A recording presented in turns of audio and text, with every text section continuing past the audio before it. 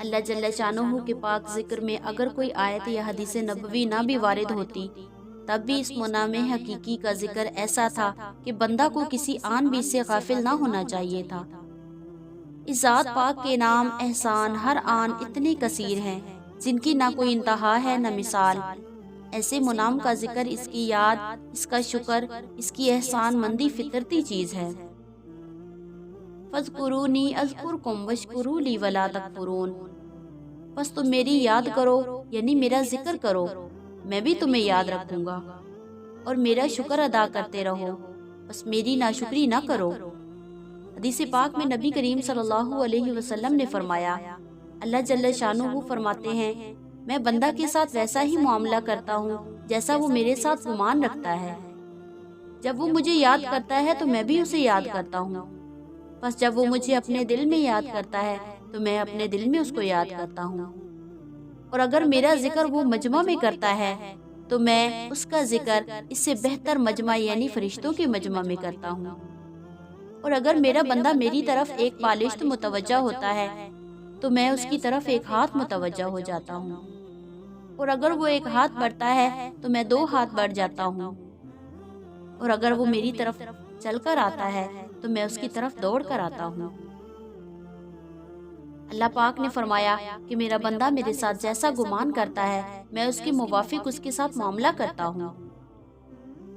مطلب یہ ہے کہ حق تعالی شانہ سے اس کے لطف و کرم کی امید رکھنا چاہیے، اس کی رحمت سے ہرگز مایوس نہ ہونا چاہیے۔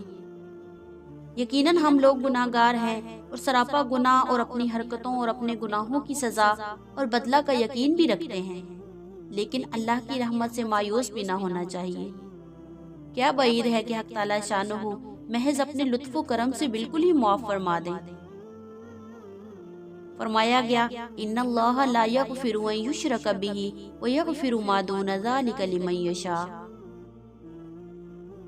اللہ تعالیٰ شرک کے گناہ کو تو معاف نہیں فرمائیں گے، اس کے علاوہ جس کو چاہیں گے سب کچھ معاف فرما دیں گے۔ حضور اقدس صلی اللہ علیہ وسلم ایک نوجوان صحابی کے پاس تشریف لے گئے۔ وہ نزع کی حالت میں تھے۔ حضور صلی اللہ علیہ وسلم نے دریافت کیا، کس حال میں ہو؟ عرض کیا، یا رسول اللہ، اللہ کی رحمت سے امید ہے اور اپنے گناہوں سے ڈر بھی رہا ہوں۔ حضور صلی اللہ علیہ وسلم نے ارشاد فرمایا، یہ دونوں یعنی امید اور خوف جس بندہ کے دل میں ایسی حالت میں ہو تو اللہ تعالیٰ جو امید ہے وہ عطا فرما دیتے ہیں، اور جس کا خوف ہے اسے امن عطا فرما دیتے ہیں۔ ایک حدیث میں فرمایا گیا، مومن اپنے گناہ کو ایسا سمجھتا ہے کہ گویا ایک پہاڑ کے نیچے بیٹھا ہے اور وہ پہاڑ اس پر گرنے لگا ہے، اور فاجر شخص گناہ کو ایسا سمجھتا ہے گویا ایک مکھی بیٹھی تھی اور اڑا دی، یعنی ذرا بھی پرواہ نہیں کرتا۔ مقصد یہ ہے کہ گناہ کا خوف اس کے مناسب ہونا چاہیے اور رحمت کی امید بھی اس کے مناسب ہونا چاہیے۔ حضرت معاذ طاعون میں شہید ہوئے۔ انتقال کے قریب زمانہ میں بار بار غشی ہوتی تھی۔ جب افاقہ ہوتا تو فرماتے، یا اللہ، تجھے معلوم ہے مجھ کو تجھ سے محبت ہے، تیری عزت کی قسم تجھے یہ بات معلوم ہے۔ جب بالکل موت کا وقت قریب آ گیا تو فرمایا، اے موت، تیرا آنا مبارک ہے، کیا ہی مبارک مہمان آیا ہے، مگر فاقہ کی حالت میں یہ مہمان آیا ہے۔ اس کے بعد فرمایا، اے اللہ، تجھے معلوم ہے میں ہمیشہ تجھ سے ڈرتا رہا، آج تیرا امیدوار ہوں۔ یا اللہ، مجھے زندگی کی محبت تھی مگر نہریں کھودنے اور باغ لگانے کے واسطے نہیں تھی، بلکہ گرمیوں کی شدت، پیاس برداشت کرنے اور دین کی خاطر مشقتیں جھیلنے کے واسطے تھی، اور ذکر کے حلقوں میں علماء کے پاس جم کر بیٹھنے کے واسطے تھی۔ بعض علماء نے لکھا ہے کہ حدیث بالا میں گمان کے موافق معاملہ عام حالات کے اعتبار سے ہے، خاص مغفرت کے متعلق نہیں۔ دعا، صحت، وسعت، امن وغیرہ سب چیزیں اس میں داخل ہیں۔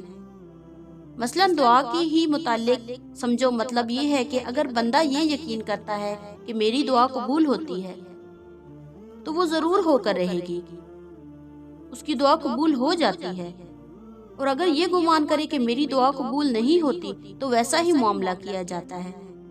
چنانچہ دوسری حدیث میں آیا ہے، بندہ کی دعا قبول ہوتی ہے جب تک وہ یہ نہ کہنے لگے میری تو دعا ہی قبول نہیں ہوتی۔ اسی طرح صحت تونگری وغیرہ کے متعلق یہی حکم ہے۔ حدیث میں آیا ہے جس شخص کو فاقہ کی نوبت آئے اگر اس کو لوگوں سے کہتا پھرے تو تونگری نصیب نہیں ہوگی۔ اللہ کی پاک بارگاہ میں عرض و معروض کرے تو جلد یہ حالت دور ہو جائے گی، لیکن یہ ضروری ہے کہ اللہ تعالیٰ شانہ کے ساتھ حسن ظن اور چیز ہے اور اللہ پر گھمنڈ اور چیز ہے۔ کلام اللہ شریف میں مختلف عنوانات سے اس پر تنبیہ کی گئی ہے۔ ارشاد ہے وَلَا يَغُرَّنَّكُمْ بِاللَّهِ الْغُرُورُ، اور نہ دھوکہ میں ڈالے تم کو شیطان دھوکہ باز، یعنی شیطان تم کو یہ نہ سمجھائے کہ گناہ کیے جاؤ، اللہ بہت غفور الرحیم ہے۔ دوسری جگہ ارشاد فرمایا اطلع الغیب ام اتخذ عند الرحمن عہدا، کیا وہ غیب پر مطلع ہو گیا ہے یا اللہ تعالیٰ سے اس نے عہد کر لیا ہے۔ واللہ اعلم۔ اللہ پاک عمل کی